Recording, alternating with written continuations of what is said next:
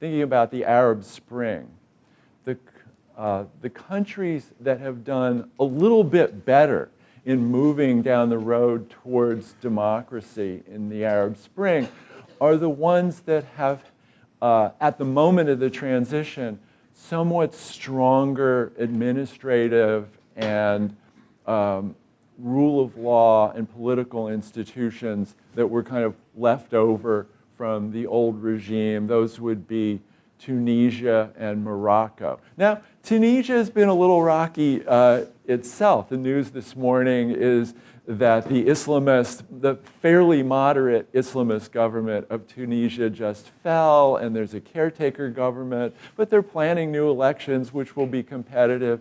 So compared to some of the other countries of the Middle East, like Syria embroiled in a terrible civil war based on struggle between the identity groups, or Egypt, whose elections turned divisive and polarizing between the Muslim Brotherhood and the military junta.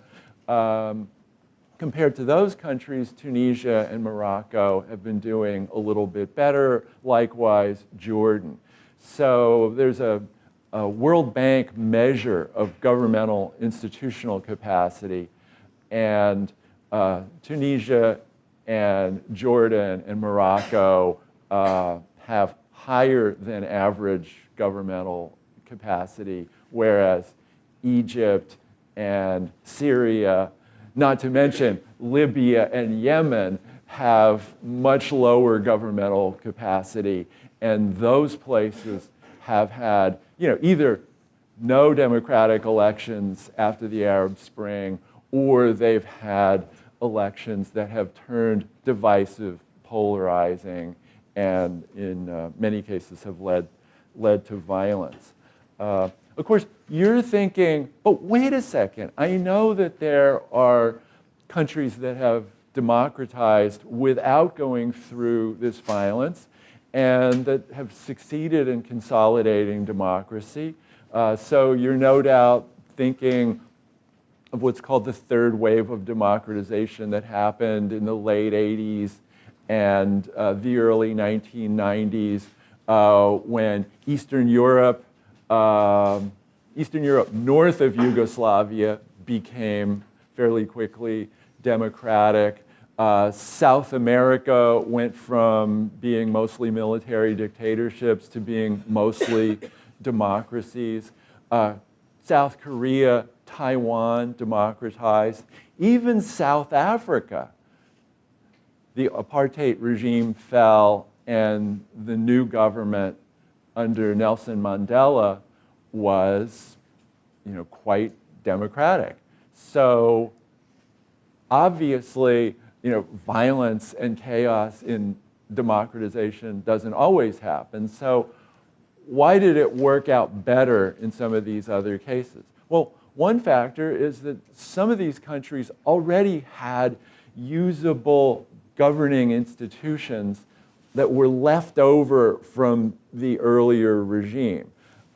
Really good example of this is South Africa, which had all those wonderful British governmental institutions. It had a professionalized media. It had a professionalized court system. It had the habit of multi-party competitive elections that were reasonably free and fair.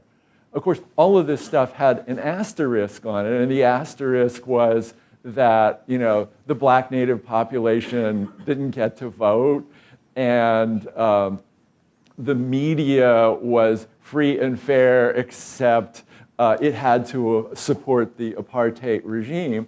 But in any case, they had people with these skills, and they had institutional capacity to be a rule of law democracy. And so all that infrastructure was there and could be used by the post-apartheid regime that Nelson Mandela ran.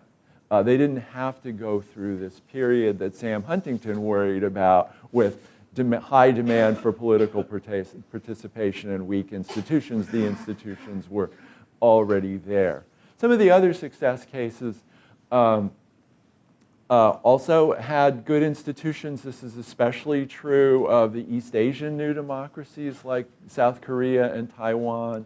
There are other factors that come into play as well. We know that countries that are pretty wealthy in terms of per capita income and have highly literate populations, have an urbanized, sophisticated middle class, can create institutions of democratic governance pretty quickly, even if they don't have them on day one. They can create them.